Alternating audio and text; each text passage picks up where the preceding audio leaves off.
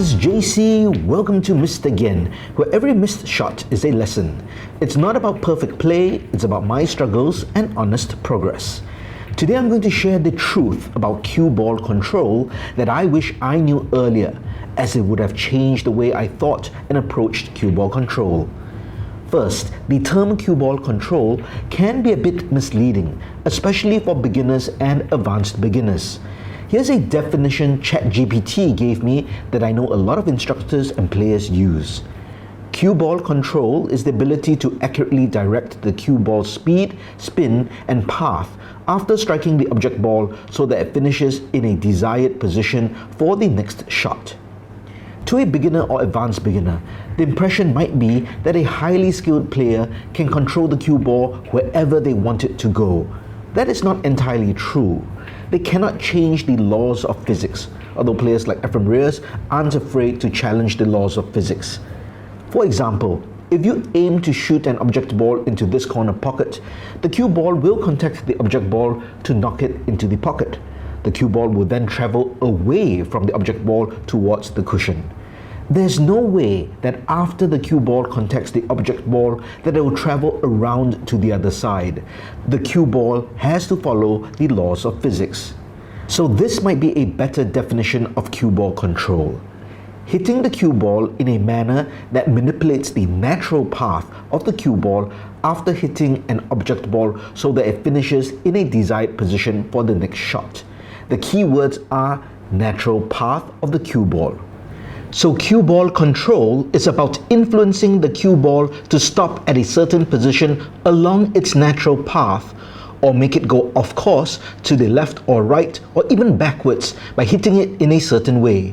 It is not about full control of how the cue ball travels. So if you view cue ball control from this lens, it will help you understand when and how to manipulate the cue ball. It might be the crucial mindset change that can transform your cue ball control learning. If you like this video topic, please give it a thumbs up and let me know in the comments below. And if you like the content in general, please subscribe to the channel and hit that notification bell. The first thing you have to learn is the natural path of the cue ball before you can manipulate its path. I know when I started playing pool, I would always be watching where the object ball will go, but I never watched where the cue ball will go after contacting the object ball. If you are the same, you need to start watching the cue ball and how it travels. Start by shooting the cue ball and pocketing an object ball from different angles. For now, use a center ball hit and a medium stroke as you want to understand the natural path of the cue ball. Do this over and over again and remember where the cue ball goes after contacting the object ball. If you haven't, I recommend watching two videos that I've put out on where the cue ball goes. It breaks down the angles and variables of the path of the cue ball after contacting the object ball. Once you have a basic understanding of the natural path of the cue ball, you can explore two basic techniques to manipulate the natural path of the cue ball, or what is called cue ball control. These techniques are speed control and spin. Let's talk about speed control with a center ball hit. No spin of any kind. That's all the shots you are seeing on screen now. If you can master speed control perfectly, you'll probably be better than 80% of casual and non-competitive amateur players out there. You won't even need spin, and you'll still have better odds against most players if you have speed control down. Of course, mastering speed control is exceptionally difficult, but its importance cannot be overstated. Practice shooting with center ball hit and aim for the cue ball to travel to a target like a template rack or piece of paper. Set up an object ball and cue ball in the same spots and lay the target on various spots of the table. Build up your vocabulary of shots and the amount of speed required to make the shots. When you're working with off-the-cushion shots, since you're only using a center ball hit, put the target in the natural path of the cue ball. You may need to test this out first. Try out different positions for the object ball, cue ball, and target to train your muscles to remember how much speed you need to put on the cue ball to stop at a specific distance. This takes practice and lots of repetition that will eventually develop into a feel.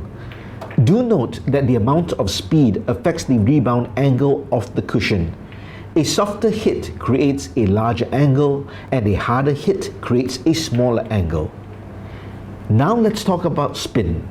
As this video is rarely for the beginner and advanced beginner, I'm only going to talk about top and bottom spin.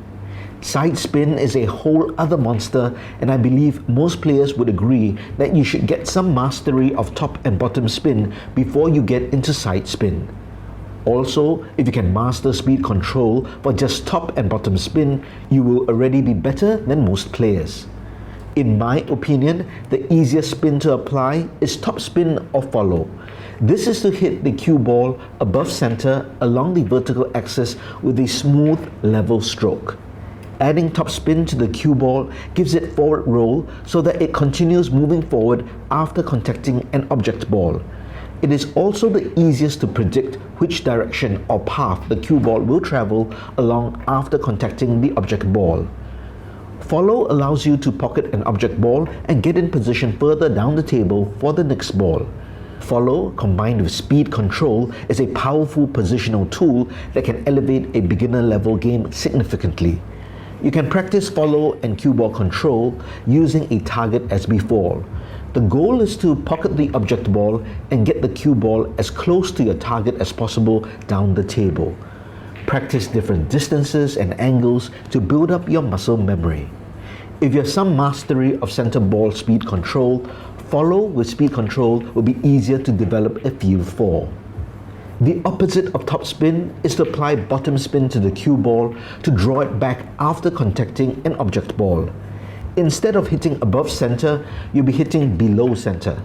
Hit as low as you can, and compared to your follow shot, your stroke must be even more level, smooth, and with good follow through. I will not focus too much on draw in this video, as it is also another monster of its own. It is a very powerful tool, but I recommend beginners and advanced beginners work on center ball hit, speed control, and follow first. The reasons are that draw is harder to execute consistently and harder to control distances for a beginner, advanced beginner, and even intermediate player. However, you can still practice the shot while working on your other shots. Start with short distances first. Don't go for long distances between the cue ball and object ball or object ball to pocket. Work on your stroke and speed management. As you get more comfortable, increase the distance progressively. You can also practice your speed control with a target as before. In my opinion, the feel for this draw stroke is very different from a center ball or follow shot. Well, that's it for this video. If there's one thing you take away from this video, it is understanding that cue ball control does not mean having complete control of the cue ball movements, but rather it is manipulating the natural path of the cue ball with speed control and spin to get to desired position on the table. Don't underestimate the power of center ball hits and follow shots with speed control.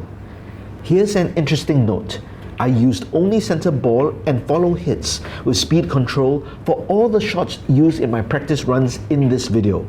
I used no draw or side spin shots. If you have any thoughts that you can add to this discussion, please let me know in the comments below. Every miss makes us better, so let's grow together. My name is JC. Try not to miss again.